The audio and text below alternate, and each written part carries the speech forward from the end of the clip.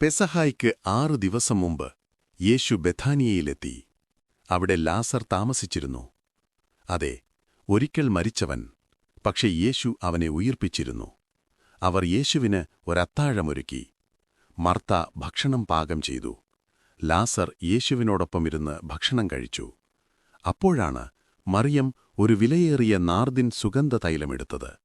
അവളത് യേശുവിന്റെ പാദങ്ങളിൽ പൂശി. തന്റെ തലമുടിയാൽ അവന്റെ പാദങ്ങൾ തുടച്ചു. വീടെങ്ങും സുഗന്ധം നിറഞ്ഞു.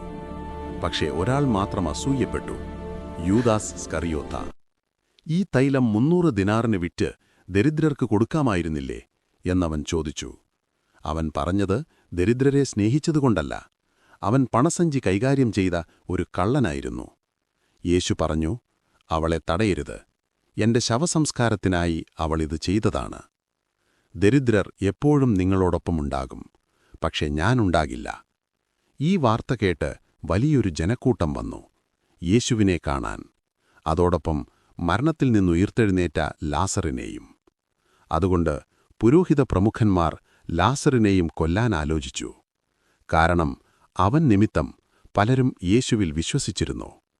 നിങ്ങളുടെ വിശ്വാസം സത്യമെങ്കിൽ യേശുവേ രക്ഷക എന്ന് കമന്റ് ചെയ്യുക.